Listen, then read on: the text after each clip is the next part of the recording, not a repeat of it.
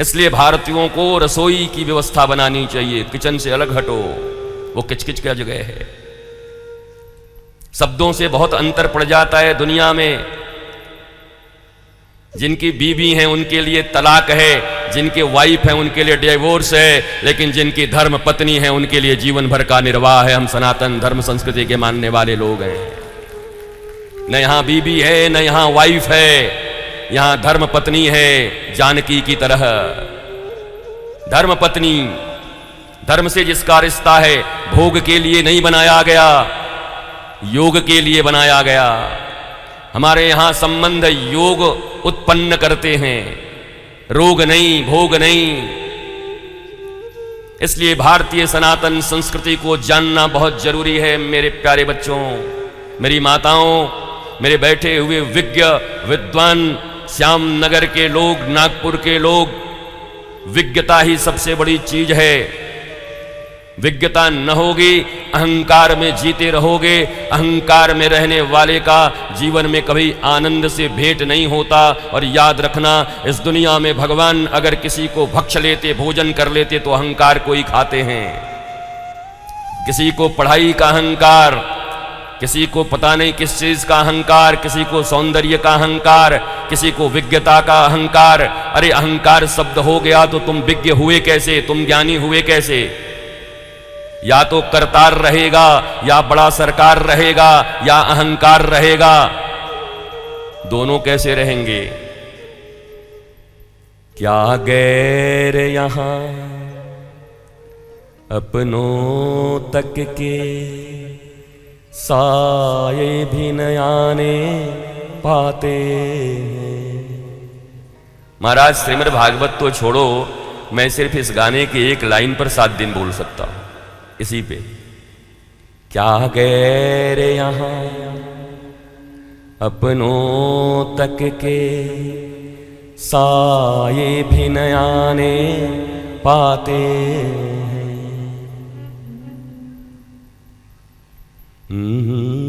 सनम ओ मेरे सनम, दो जिस्म मगर एक जान है।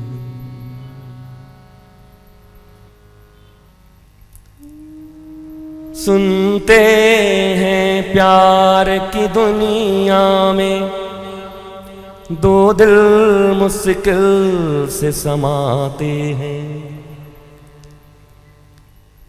जब मैं था तब हरी नहीं, अब हरी है मैं नहीं। प्रेम गली अति सांकरी, तामे दो न समाही।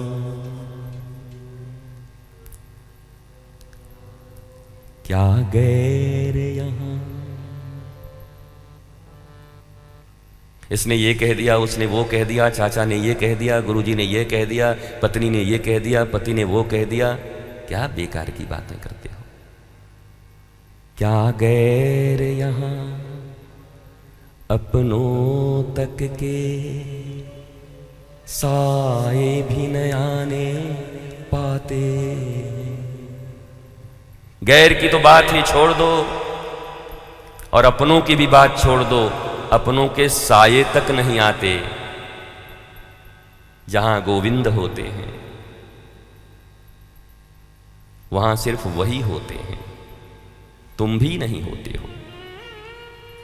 मैं हुआ तो गोविंद गया और गोविंद आया तो मैं गया। कल कल कल्लोल वंतनी गोमुख से प्रवाहित होने वाली गंगा पहाड़ियों और दुर्गम स्थानों से निकलती हुई ऋषिकेश, हरिद्वार, प्रयाग, काशी सबको छोड़ते हुए हुगली में जाकर सागर से मिल जाती है और उसे गंगा सागर कहते हैं। गंगा बड़ी मीठी है, बड़ी शीतल है, पर जब सागर में मिलती है तो अपने रूप को खो देती है, अपने स्वभाव को खो देती है, वह भी खारी बन जाती है। तुम अपना अहंकार बचाकर सोचते हो गुरु से मिल लोगे, तुम अपना अहंकार बचाकर सोचते हो भागवत से मिल लोगे। भागवत समुद्र है, सागर। इस सागर में वही मिल सकता है जिसे सारा भारत मां कहता है, गंगा। लेकिन वो भी जब उस महासागर में मिलती है तो अपने रूप और अपने मिठास को खोकर जैसा प्रियतम है वैसा ही बन जाती है। और यही एकमात्र उपाय है ईश्वर से मिलन का, और कोई नहीं मिल सकता। पर तुम तो स्वयं को बचाना चाहते हो, तुम रूप बचा रहे, तुम सुख भाव बचा रहे, अपने घाव बचा रहे, अपने मूंछ पर का ताव बचा रहे, सब बचा रहे हो। उसके बाद भी कह रहे हो कि मैं परमात्मा का हो गया। उसके बाद भी कह रहे हो कि मैं श्रीमद् भागवत के शरणापन्न हो गया। उसके बाद भी कह रहे हो कि मैं गुरुदेव भगवान का हो गया। उसके बाद भी तुम्हारे भीतर में यह अहंकार है कि मैंने शिव पिंडी की पूजा कर ली। उसके बाद भी तुम्हारे भीतर यह अहंकार है कि मैंने देवी की पूजा कर ली। यह अहंकार न तुम्हें शिव से मिलने देगा, न तुम्हें किसी देवी से मिलने देगा, न तुम्हें किसी परमात्मा से मिलने देगा। अरे इन सब की बात छोड़ो, तुम्हारे भीतर में आनंद का पर्याय तुम्हारे आत्मा से ही तुम्हें नहीं मिलने देगा। इनसे मिलने की तो बात ही छोड़ दो। जो सेल्फ से नहीं मिल सकता वो उस परमात्मा से, परमात्मा से मिलने की बात करता है। दिल बहलाते रहिए, कोई बुरी बात नहीं है। मैं आपको यहां जागृत करने आया हूं, मैं आपको डिमोरलाइज करने नहीं आया हूं। मैं आपके भीतर प्रभात की सूचना लेकर के आया हूं।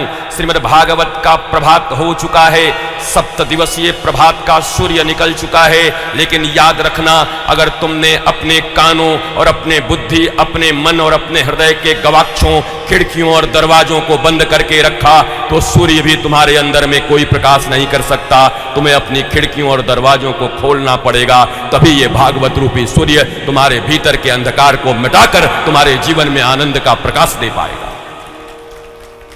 इसके बिना संभव नहीं है।